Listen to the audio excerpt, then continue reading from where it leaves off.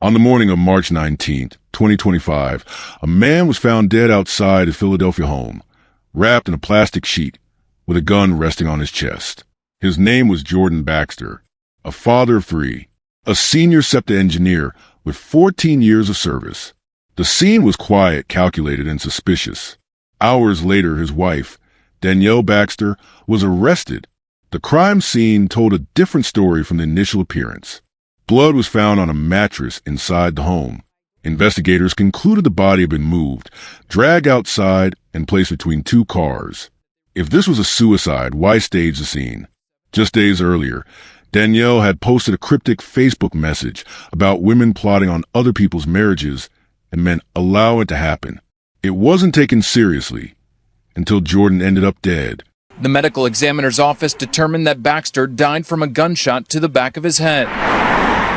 The next day, Jordan's wife of 12 years and mother to their 3 children was arrested and charged with murder. This case was more than a domestic dispute.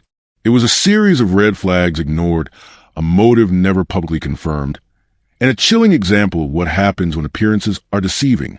Jordan had no known history of violence. Danielle had no criminal record, but something behind closed doors exploded, and one of them ended up dead. What triggered this fatal turning point? Was it jealousy, revenge, or long-buried tension? Was this murder premeditated, or an act of desperation? And what did that Facebook post really mean? Do you believe this was a calculated murder, or a situation that escalated out of control? Stay with us as we unravel this shocking story and uncover the heartbreaking details of what led to this senseless loss. If you enjoy real crime stories that uncover the truth, don't forget to subscribe. Your support helps us share real cases, spread awareness, and give a voice to those who can't speak for themselves. Before we begin, let us know in the comments, where are you watching from, and what are your thoughts as the story unfolds. Welcome to True Crime Tales, where we reveal the crimes that shock communities and the secrets hidden behind closed doors. These are real people, real events, real consequences. Hit subscribe and turn on notifications. You won't want to miss what's coming next. Now, let's begin. Jordan Baxter was 38 years old at the time of his death. He worked as a SEPTA regional rail engineer in Philadelphia for over 14 years. Those who worked with him described him as dependable, quiet, and focused. He was known for arriving on time, following procedures, and avoiding workplace drama. He didn't socialize much, rarely shared personal details, and remained professional during every shift. Jordan lived in the Endorse section of Philadelphia with his wife, Danielle Baxter, and their 3 children. To the outside world, he was a committed family man. No complaints or red flags had ever surfaced at work or in public records. His name wasn't associated with criminal charges, public disputes, or police reports. According to those around him, Jordan didn't display any signs of mental illness or emotional instability. There were no known domestic violence accusations filed against him. He maintained a low profile on social media, and there's no record of aggressive or inflammatory posts under his name. Co-workers noted that he rarely spoke about his home life or his relationship with Danielle. He wasn't the kind of person to make his personal business public, which left many questions unanswered when the news of his death surfaced. How much do we ever really know about someone's home life, especially when they stay quiet? Danielle Baxter was 39 years old at the time of her arrest. Like Jordan, she had no prior criminal record. Public records show no signs of prior legal trouble, protective orders, or domestic complaints involving her or her household. On the surface, the couple seemed stable. They had been married for several years and were raising 3 children together. Neighbors described the Baxters as quiet and normal.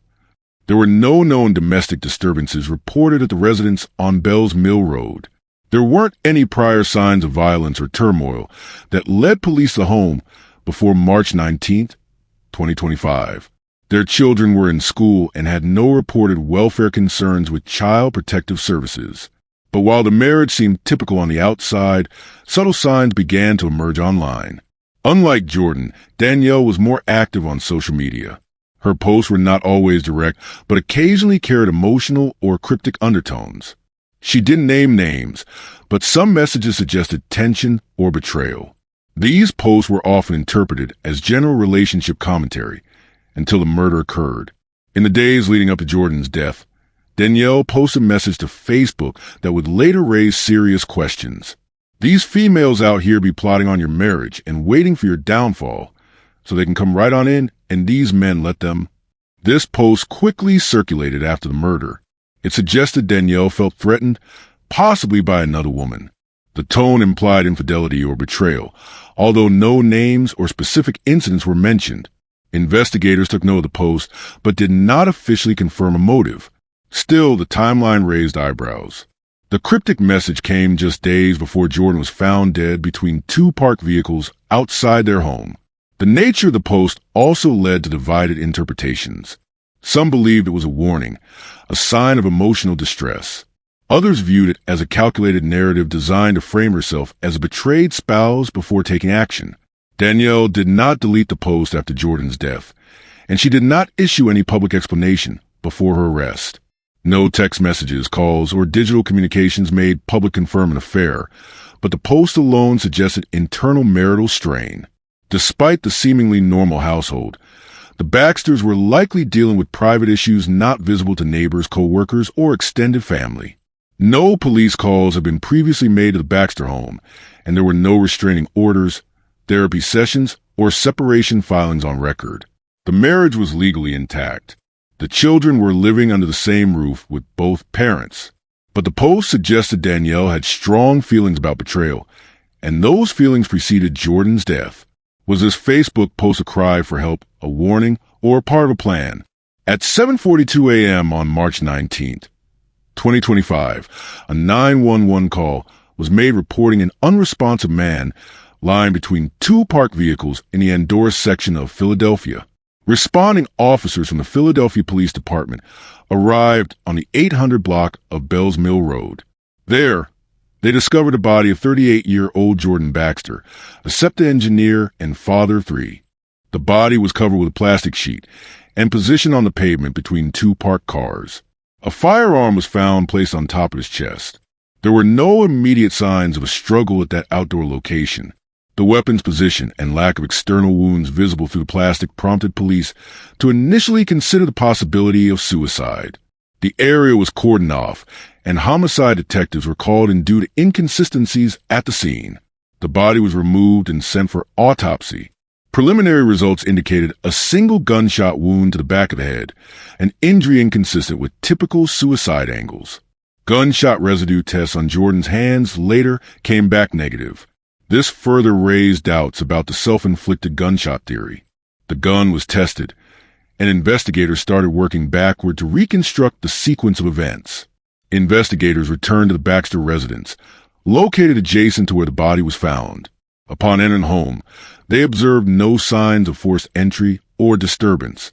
However, in the master bedroom, police discovered a blood-stained mattress.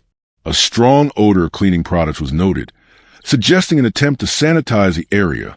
The scene indicated shooting had occurred indoors, and efforts were made to conceal or redirect the crime. There were no drag marks leading from the bedroom to the street. Investigators theorized that Jordan's body had been wrapped in plastic and carried out, possibly by a single person or with assistance. Surveillance footage from nearby residences and SEPTA vehicle dash cams was reviewed. While no footage showed the exact moment of the body being moved, police believe the relocation occurred sometime in the early morning hours. Blood spatter analysis confirmed that the victim was shot while lying on the bed. The angle and distance of the gunshot suggested the shooter was standing above or beside the bed. No shell casings were found in the room, suggesting that the weapon used was either revolver type or the casings were intentionally removed post-shooting. Police ruled the outdoor scene as staged. The position of the body, the gun placed neatly on the chest, and the plastic wrap were all indicators of intentional misdirection. The gun, which was registered under Danielle Baxter's name, became central to the investigation. Hours after discovering the body and processing the scene, police arrested Danielle Baxter. She was charged with murder, abuse of a corpse, and possession of an instrument of crime. Why would someone move a body outside and place a gun on the chest, if not to stage a suicide? While processing the Baxter home and gathering digital evidence, Investigators obtained access to Danielle Baxter's social media accounts. One Facebook post stood out. It was dated just days before the incident. "These females out here be plotting on your marriage and waiting for your downfall so they can come right on in, and these men let them." The post was public. It quickly gained attention after Danielle's arrest. Online users and investigators alike began to speculate about the context and underlying message of the statement. Law enforcement did not confirm whether infidelity had occurred, but the tone of the post suggested Danielle may have been dealing with personal tension or insecurity within the marriage. The phrasing indicated suspicion toward another woman and implied frustration with her husband's behavior or attention toward others. Investigators flagged the post as relevant to motive and timeline analysis. In the days following the murder, police conducted interviews with relatives, co-workers, and neighbors. Accounts varied. Some described the couple as quiet and functional, without signs of violence or disruption. Others, however, referenced increasing tension in the household. One unnamed co-worker stated that Jordan had seemed distracted in recent weeks and mentioned problems at home, though he did not elaborate. Danielle's friends told investigators that she had made vague complaints about feeling undervalued and hinted at betrayal, though again, there was no direct evidence of infidelity. One friend, who chose to remain anonymous, said Danielle believed someone was trying to take her husband away. Jordan's co-workers at SEPTA stated that he had never discussed relationship issues. No harassment complaints or records of domestic disturbances were found in the police database. Both parties had no known criminal records. Despite the suggestive nature of the Facebook post, authorities have not officially stated a motive. In the absence of confession or direct digital evidence of intent, Danielle's defense could argue that the post is circumstantial and open to interpretation. No suicide note was found in the home, nor was there any written or verbal statement from Danielle acknowledging involvement.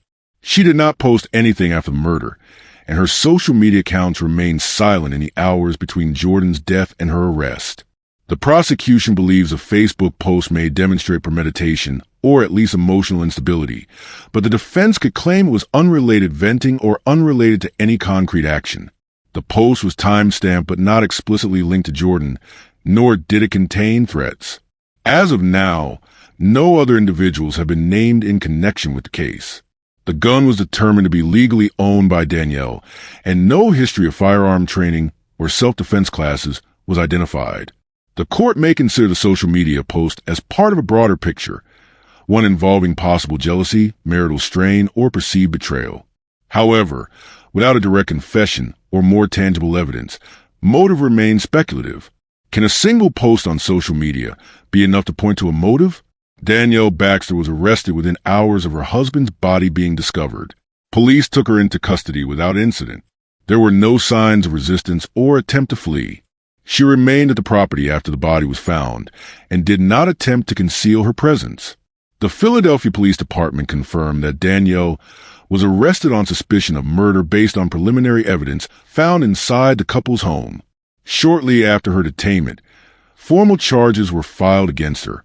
The charges included first-degree murder, indicating that investigators believed the killing was deliberate and premeditated. Additional charges included abuse of a corpse, due to the post-mortem relocation of Jordan Baxter's body, and possession of an instrument of crime, referring to a firearm allegedly used in the homicide. The district attorney's office moved quickly. During the arraignment, the prosecution requested that bail be denied. The court agreed. Danielle was held without bail pending further proceedings. According to court documents, the prosecution cited compelling forensic evidence and intentional body staging as key reasons for treating the case as a homicide and not a self-inflicted death.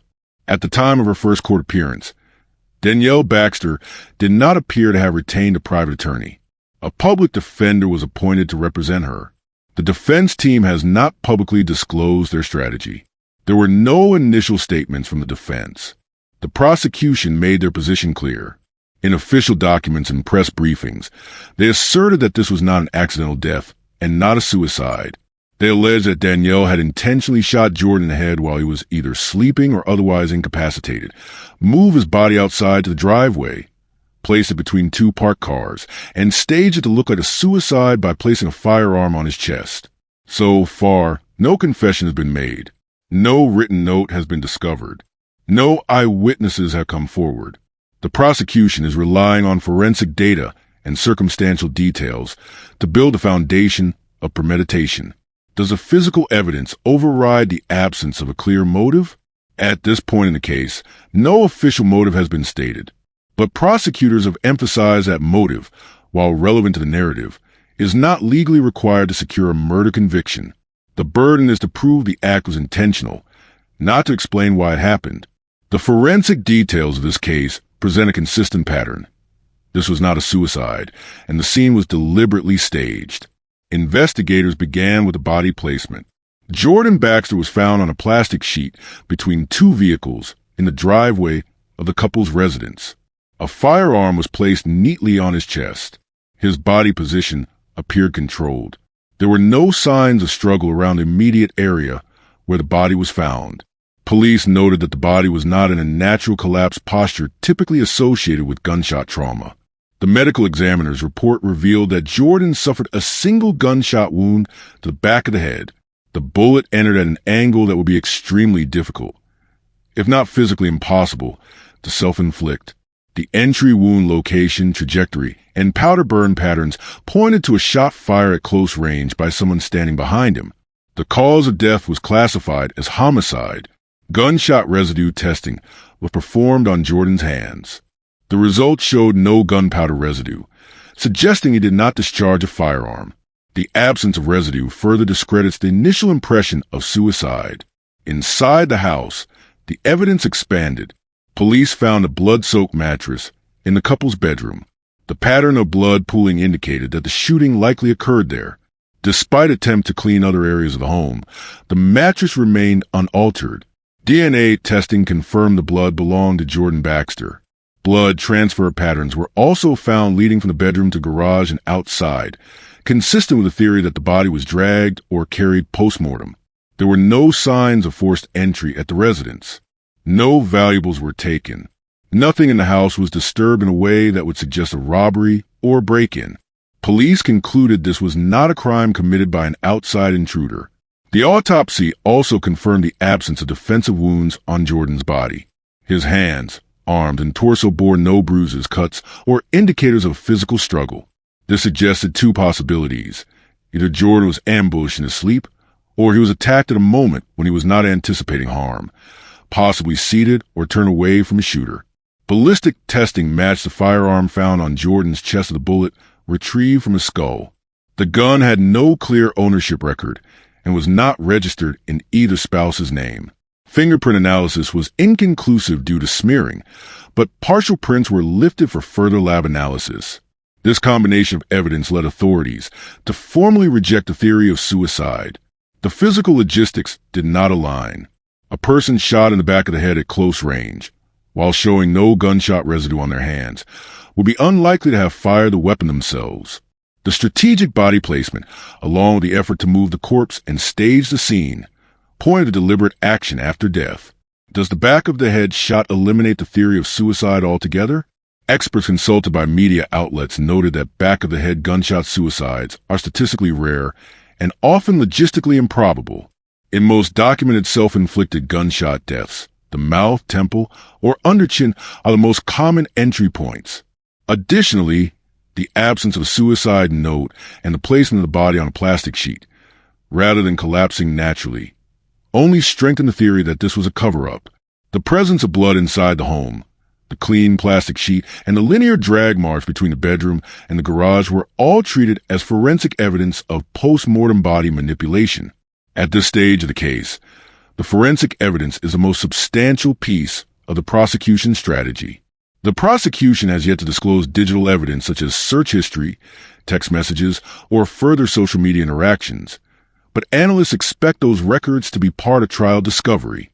Despite lacking a clear motive, investigators are moving forward with the theory that the shooting was intentional and the staging was meant to delay or prevent immediate suspicion. The legal outcome would depend on whether a jury finds a forensic story convincing enough to secure a conviction for premeditated murder. After Jordan Baxter was found shot to death and his wife Danielle was arrested for his murder, The immediate focus of investigators and the public shifted to one unavoidable question. What would happen to the 3 children they left behind? The couple shared 3 children together. Their names and ages have not been released publicly, likely to protect their identities. What is confirmed is that they were present in the home during the time of the incident or shortly thereafter. This presents legal and logistical complications. With their mother in jail and their father deceased, they were left without a primary caregiver. In such cases, the state typically intervenes through Child Protective Services. Authorities conduct a welfare check and assess immediate safety needs. The first decision is emergency placement. Temporary guardianship may be given to a relative, such as a grandparent, aunt, or uncle, if they meet the requirements of the Department of Human Services. If no suitable family members are available or willing, the children are placed in foster care until a long-term plan is decided through family court. In this case, local news outlets did not release the names or exact location of the children, and authorities have kept their status sealed.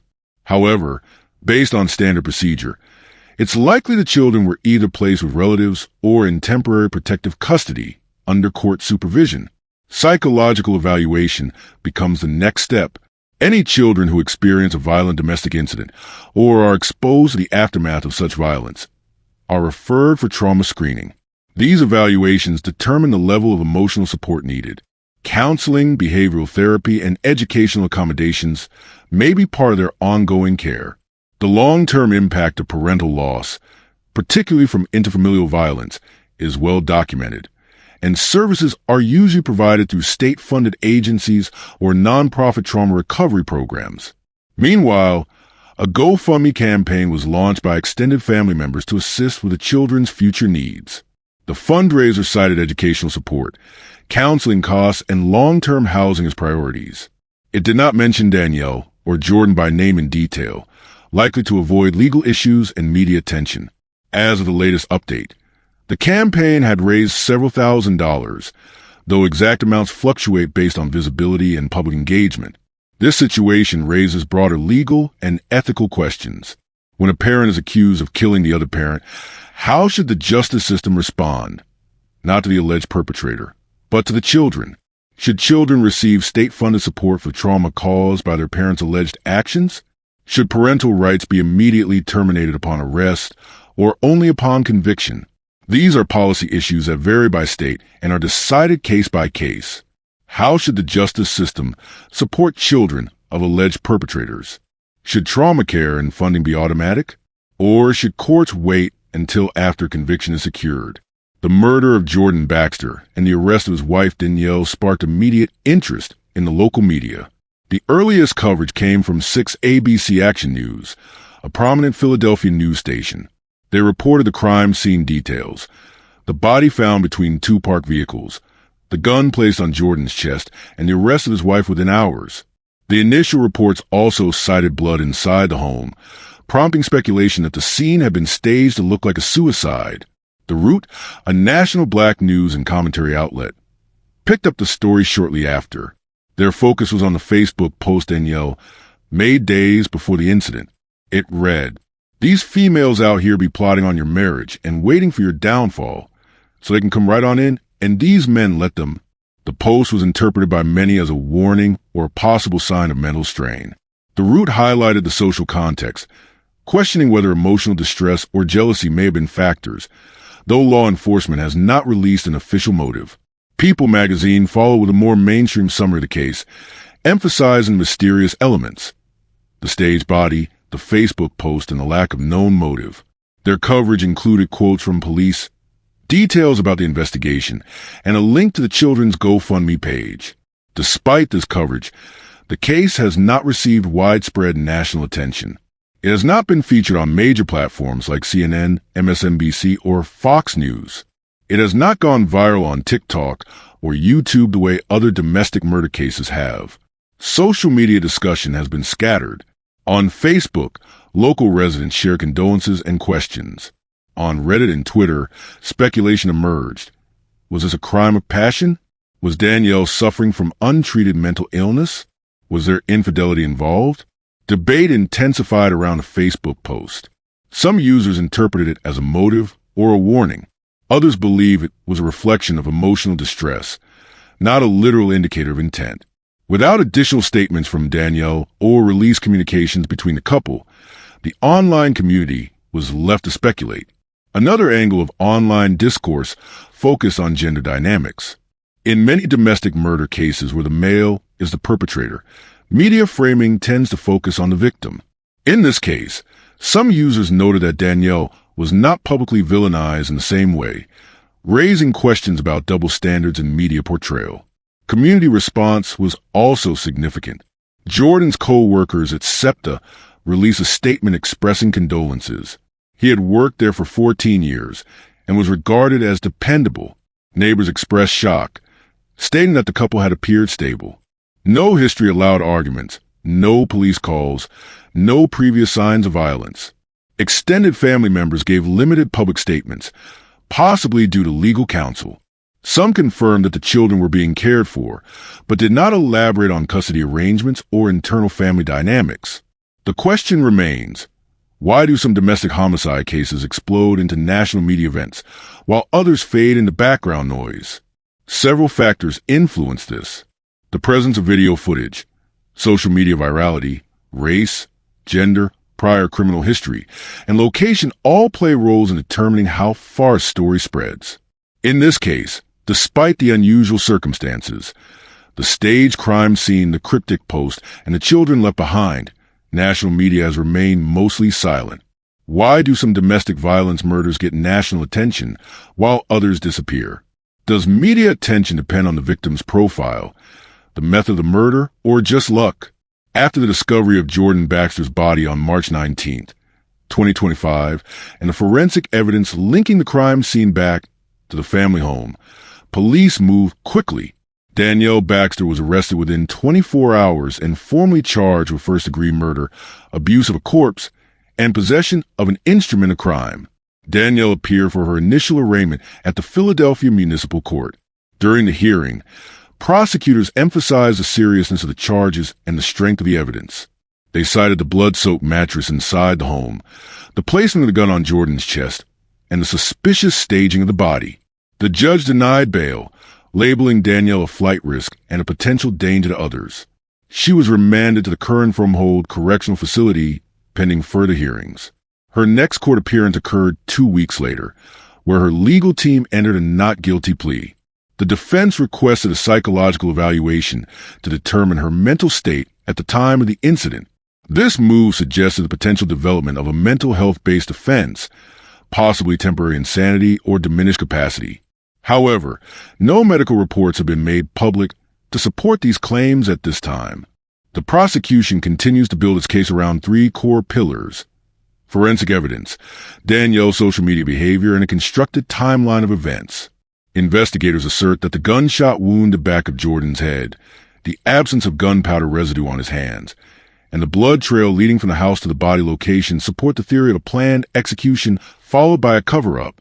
They also intend to introduce Danielle's Facebook post, made just days before the incident, as evidence of motive or premeditated intent. Should a cryptic Facebook post be admissible as evidence in court? If admitted, that post. These females out here be plotting on your marriage and waiting for your downfall so they can come right on in and these men let them, could be used to argue that Danielle had suspicions of infidelity and was emotionally disturbed in the days leading up to the murder. Currently, both sides are preparing for a possible trial. A plea deal is not off the table, but any agreement would likely still include significant prison time due to the severity of the offense. Danielle has not made any public statements or confessions since her arrest. No known witness has come forward with testimony indicating self-defense or mitigating circumstances.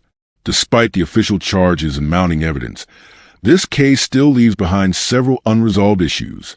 There's been no official timeline of escalating conflict between Jordan and Danielle Baxter released to the public. Police have not disclosed previous reports of domestic violence or any protective orders. If the murder was premeditated, what triggered the decision to act on it in that specific moment? The Facebook post may be a clue, but by itself, it's not definitive. It reveals frustration or suspicion, but not necessarily intent to kill. The absence of additional messages, texts, or witness accounts makes it difficult to determine whether this was a boiling point after years of tension or an isolated incident. The manner in which the body was staged suggests deliberate effort. Placing Jordan's body between two cars on a plastic sheet, with a firearm positioned neatly on his chest, shows planning. But the blood-soaked mattress left behind in the house suggests panic or oversight. If this was planned, why wasn't the scene cleaned more thoroughly? Why leave a clear trail of evidence? If it was spontaneous, why go through the effort of staging the body to look like a suicide? The forensic team concluded that Jordan was likely shot while asleep or unaware, based on trajectory of the bullet and lack of defensive wounds. This supports a theory of ambush rather than confrontation. Friends and neighbors have not publicly indicated any visible signs of serious marital problems. No calls to police, no restraining orders, no legal records of counseling or disputes. Social media posts were vague but not alarming. The couple appeared stable to outsiders. It raises a question of whether there were internal signs, emotional, financial, psychological, that were either ignored or hidden from view. Without a confession, any theory remains incomplete. If Danielle Baxter continues to maintain her innocence or claims mental instability, the case will rely on circumstantial and forensic evidence. Without a full explanation from Danielle herself, the motive behind Jordan Baxter's murder will likely remain speculative. In cases like this, do you believe the absence of a motive should result in lighter sentencing? Jordan Baxter, 38, was a respected SEPTA engineer and a father of 3. He was found dead on March 19, 2025, with a gun placed on his chest between two parked cars outside his own home. An investigation revealed blood in the bedroom and signs that the body was moved post-mortem.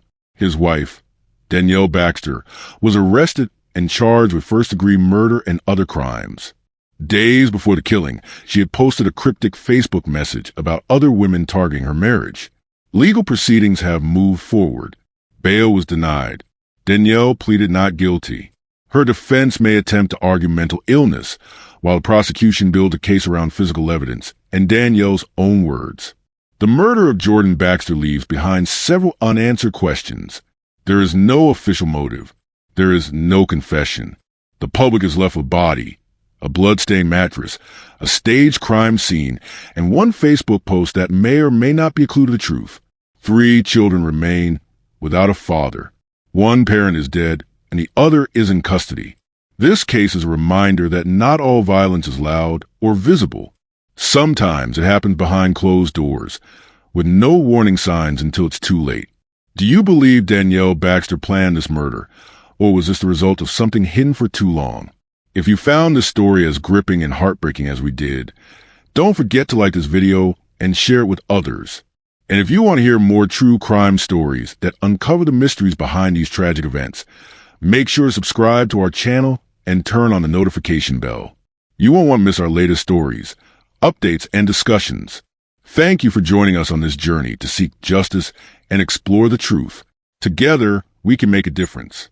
Until next time, stay safe and stay aware.